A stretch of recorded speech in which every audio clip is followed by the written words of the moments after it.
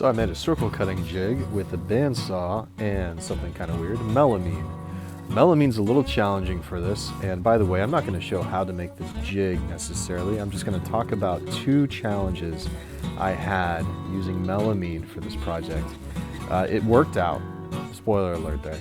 It absolutely works, and as you can see, I've already got the base piece cut there. And what you have to think about when working with melamine is that things don't like to stick to melamine, and they also like to slide all over the place. So for example, right here on the top, I had an issue on the top and an issue on the bottom. They both worked out, thankfully. The issue on the top was that when you're trying to draw this line for one, it's really tough to keep your straight edge still. It wants to move around, and the harder you hold it down, the more it wants to slide. Now that's kind of why I like the idea of melamine, because it is so slippery on the top. That means I'm not going to get a lot of resistance from this base piece spinning, which is going to hold my hardwoods and hopefully create some lazy Susans and things like that.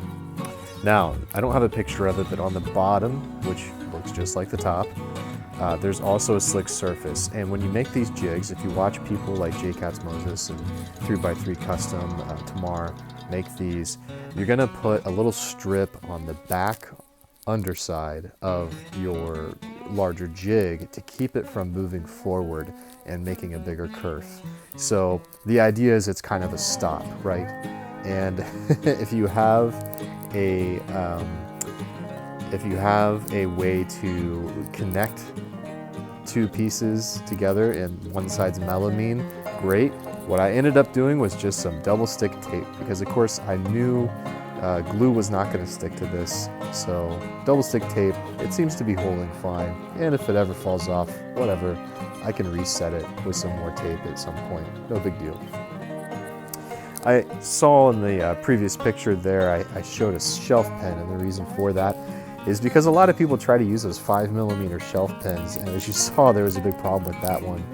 It had an actual like L on it, and I initially was going to use a cutoff tool to do the pen to spin on, but I ended up using just some 1/8 inch quarter round brass, and that worked phenomenally, and it's just great.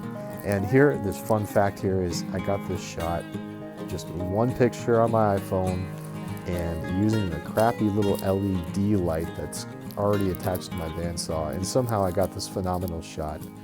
Enjoy.